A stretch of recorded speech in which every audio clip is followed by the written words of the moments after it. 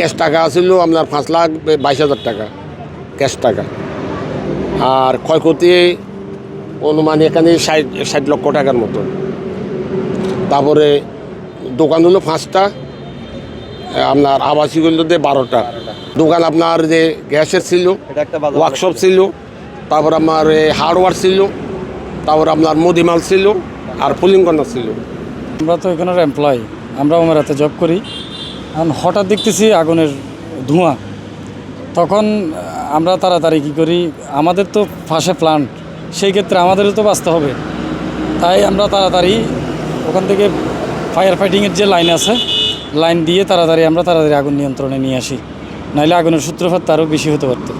আমরা এখানে আসার সাথে সাথে আমাদের এখানে গাড়ি আসতে সর্বোচ্চ 5 মিনিট সময় লাগে। আমরা 5 মিনিটের ভিতরে আমরা এখানে আগমন করি। আগমন করার মাঝখানে আমাদের মাঝপথে গাড়ি আমাদের আটকায় যায়, কারণ কি রাস্তাতে প্রচণ্ড জ্যাম ছিল। তারপর জ্যামগুলি সরাই আমাদের আসতে প্রায় মিনিট খানেকের মধ্যে বিলম্ব হয়।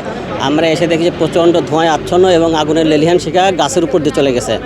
আমরা সাথে সাথে পানিবাহী গাড়ি থেকে পানি বের করে আগুন নিয়ন্ত্রণের চেষ্টা করি। একই সাথে আমাদের আরেকটা ইউনিট থেকে আমরা পোর্টেবল পাম্প আছে দুইটা পাম্প আমরা সেটিং করে দ্রুত আগুনকে আয়ত্তে নিয়ে আসি। চতুর্দিক থেকে আগুনকে ঘিরে নিয়ে আমরা আগুনকে আয়ত্তে নিয়ে আসি, যার ফলে আগুন আর ছড়াইতে, যতটুকু আগুন ছড়াইছিল এই আমাদের রাস্তাতে গাড়ি আসার যেতটুকু সময়, এই সময়ের ভিতরে আগুনটা যতটুকু ছড়াইছিল ততটুকুর ভিতরে সীমাবদ্ধ থাকে, আগুনকে আর বড় হইতে দেওয়া হয় নাই।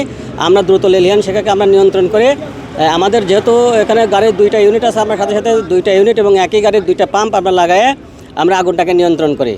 নিয়ন্ত্রণ শেষে এখন বর্তমান নিয়ন্ত্রণে আগুন টোটালি নির্বাপন করা হয়ে গেছে। নির্বাপন করা শেষে এখন ক্ষয়ক্ষতিগুলি আমরা যা দেখি, এখানে প্রায় 11টা আবাসিক ম্যাচ আছে, সবগুলি সেমি পাকা। একই সাথে 4টা বিভিন্ন দোকান আছে, একটা ওয়ার্কশপ সহ, এবং একটা আছে গ্যাসের গোডাউন। আমাদের যতটুকু ধারণা, আরও তদন্ত করতে হবে, আমাদের যতটুকু ধারণা যে গ্যাসের গোডাউন থেকে কোনো না কোনো কারণে গ্যাসের গোডাউনের কোনো কারণে আগুন লাগে এবং সেখান থেকে আগুনটা ছড়ায় পড়ে।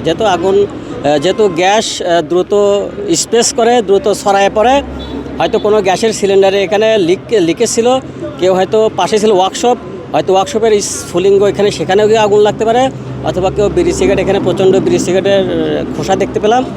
এখানে যারা ব্যাচেলররা থাকে তারা সবাই বিড়ি সিগারেটে অভ্যস্ত। এখানকার ওয়ার্কার শ্রেণীর লোকজন এখানে ব্যাচেলররা থাকে, যেহেতু তারা বেশিরভাগ অসচেতন আর কি, তাদের কোনো না কোনো কারণে দুর্ঘটনা ঘটতে পারে। তো মূলত আগুনটা সাধারণত হয় ওয়ার্কশপ অথবা আপনার গ্যাসের গোডাউন থেকে আগুনটা লাগার সম্ভাবনা বেশি। টানা তৃতীয়বার অর্জন করেছে দেশের সেরা সুপার ব্র্যান্ড স্বীকৃতি বসুন্ধরা টিস্যু। যদি একটু আসতে আমাদের 5-6 মিনিট দেরি হতো, তাহলে এই বড় বিল্ডিংয়ে আগুনটা লেগে যেত, এবং বড় বিল্ডিংয়ে আগুন লেগে গেলে পরে আমাদের নিয়ন্ত্রণের এটা বাইরে চলে যেত। কারণ আপনারা জানেন পাশেই আছে হচ্ছে ওমেরা পেট্রোলিয়াম গ্যাস। এখানে যেহেতু গ্যাসের আশেপাশের এলাকায় সবসময় গ্যাস কিছু না কিছু লিকেজ থাকে এবং এটা বাতাসে থাকে, এবং এই বাতাসগুলি দ্রুত এখানে ছড়ায় যায় নাই, যেহেতু আমরা এটাকে সাথে সাথে কটন করে রাখছি, যার জন্য আগুনটার বাইরে কোথাও ছড়াইতে পারে নাই। তবে ধন্যবাদ দিই ওমেরা পেট্রোলিয়ামকে, ওনাদের হ্যান্ড অ্যান্ড পাম্প দিয়ে যথেষ্ট উপকার করেছে। ওনারাও এক পাশে কাজ করেছে, আমরাও কাজ করেছি, এবং স্থানীয় জনগণকে আমি ধন্যবাদ দিই। তারা আমাদের সাথে খুবই আন্তরিকতার সাথে আমাদের সাথে সহযোগিতাপূর্ণ কাজ করেছে। আগুন নিয়ন্ত্রণে আমাদের 2টা ইউনিট, 2টা গাড়ি, একটা পানিবাহী গাড়ি এবং আমাদের 2টা পাম্প দিয়ে আমরা এই আগুনটাকে নিয়ন্ত্রণ করছি আর কি।